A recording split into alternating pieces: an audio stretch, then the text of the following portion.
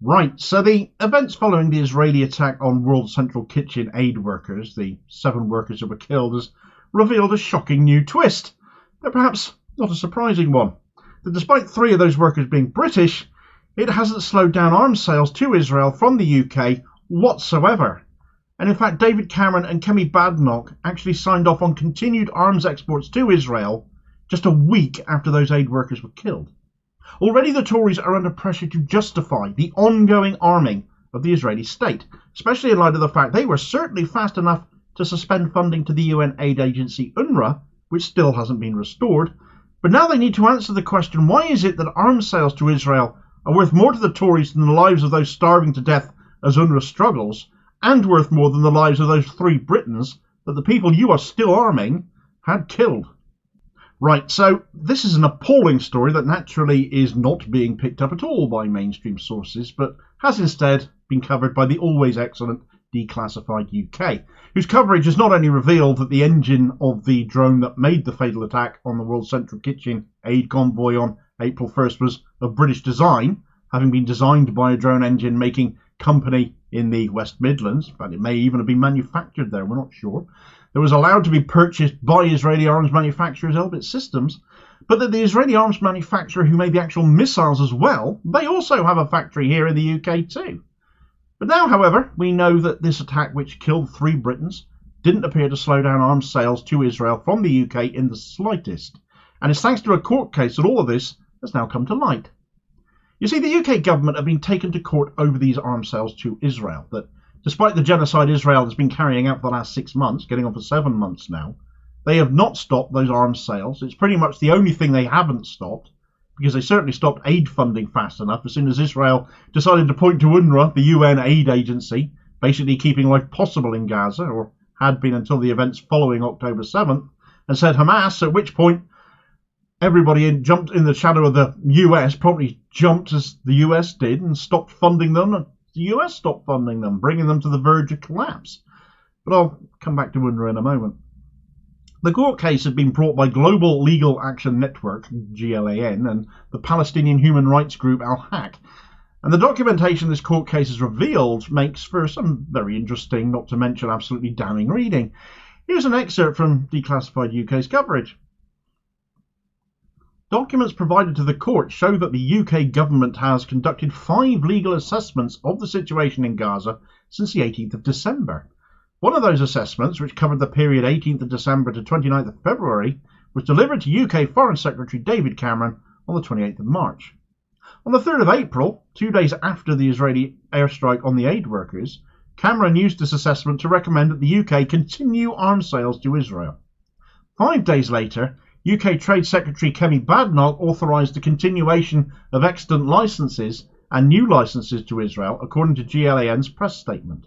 The court documents further show that the UK government is capable of making out-of-cycle assessments where circumstances require on Israel's compliance with international humanitarian law. However, such an assessment was apparently not conducted following Israel's attack on the WCK staff. Charlotte Andrews Briscoe, a lawyer at GLAN, said, "The world has watched as 34,000 people have been killed and more are being killed every day. Has the government no regard for the immense loss of human life thus far, some of whom will have been killed with British weapons?" So just 2 days after those World Central Kitchen workers were killed, including those 3 Britons, David Cameron used a legal assessment he'd apparently received just 3 days before that strike to approve more weapon sales to Israel, deciding they were legally justified. Kemi Badenoch, the Trade Secretary, then authorised the arms licences to continue 5 days after that. 2 days after 3 Britons died at Israel's hands, at the hands of the IDF, and Cameron, despite having it within his power to have taken that most recent action into account and order an out-of-cycle legal assessment, chose not to. Therefore, how can any of us read this as anything other than those lives not being taken into account in any way, shape or form in relation to how the Tories conduct arms supplies to Israel? Those lives counted for nothing, it seems. At what point were they at all taken into account here? There was no pause. 2 days! And Cameron rubber-stamped more sales. That is depraved beyond sickening. Life is cheap when it isn't theirs. You have to bear in mind here also that the strike after that Israel strike on those aid workers, Cameron put out a tweet saying, We have called on Israel to immediately investigate and provide a full, transparent explanation of what happened. Yet the following day, he signed off more arms sales. It was days longer than that, the 5th of April, before it became public knowledge that Israel claimed responsibility and that it was an appalling mistake on their part, alleging that they'd identified gunmen near the trucks and therefore assumed all were Hamas terrorists. Yeah, okay. That was, of course, after the World Central Kitchen had already informed the IDF of their planned travel route and time of it. But frankly, who aside from our politicians is prepared to take their word for anything? And again, an independent investigation is essential. Because are we not a bit sick of Israel constantly exonerating themselves every time they're banged to rights? Let's face it, prior to this attack, at least 357 other humanitarian-run sites had already been attacked by the IDF. This wasn't the first time. Far from it. But where, of course, the UK government can keep on selling weapons, even as our own people get killed by Israel, it seems, as soon as Israel say they have evidence that aid agencies are helping Hamas, well, we soon stopped that financial support, didn't we? Israel said jump, and our politicians all collectively chorused how high, it seems. Even as that evidence never materialised, and to this day has never materialised. Why? Because Israel lied, and people are dying again as a result. 2 days ago, the UN published their independent review into UNRWA, a 54-page final report entitled Independent Review of Mechanisms and Procedures to Ensure Adherence by UNRWA to the Humanitarian Principle of Neutrality. Bit of a mouthful then.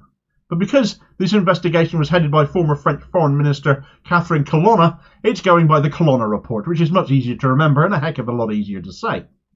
50 recommendations were made in it to improve what are already the most elaborate rules within the UN. It has to be due to the complexities of the situation in Gaza and Israel, which includes updates to the Code of Ethics, new screening process for UNRWA applicants, third-party monitoring of sensitive projects, all around a tightening up of what was already a very tight ship. It's just that Israel hated them, hate what they do, hate what they stand for, and want them ruined and gone. And whilst the likes of the US and UK continue to withhold funding from them, that remains a possibility. But the standout line from this report reads, the Israeli government has not informed UNRWA of any concerns relating to UNRWA staff based on these staff lists since 2011. So even for this report and investigation, Israel failed to deliver any of their so-called evidence, because there isn't any. Where the UK can stall aid for aid agencies, it didn't seem to even pause for breath on arms sales, despite our own people having been killed. To say they are amoral and shameless is an understatement. There just aren't words for it. Those arms sales have got to end.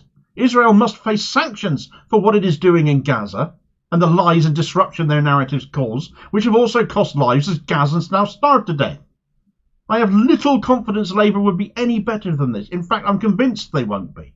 But in no way does that take away from the fact leaders like we have now in the Tories, who seemingly consider the lives of ordinary people so cheap, have got to go. That said, Labour have suddenly seemed to notice there might actually be some issues in Gaza. Whether that would affect their governmental decisions should they enter number 10 and enter power, I doubt. But right now, David Cameron's opposite number, David Lammy, is doing his latest shocked and appalled at latest revelations routine. We've seen that one before, haven't we? You can find out all about this most recent outing of it on this video recommendation here, though, and I'll hopefully catch you on the next vid. Cheers, folks.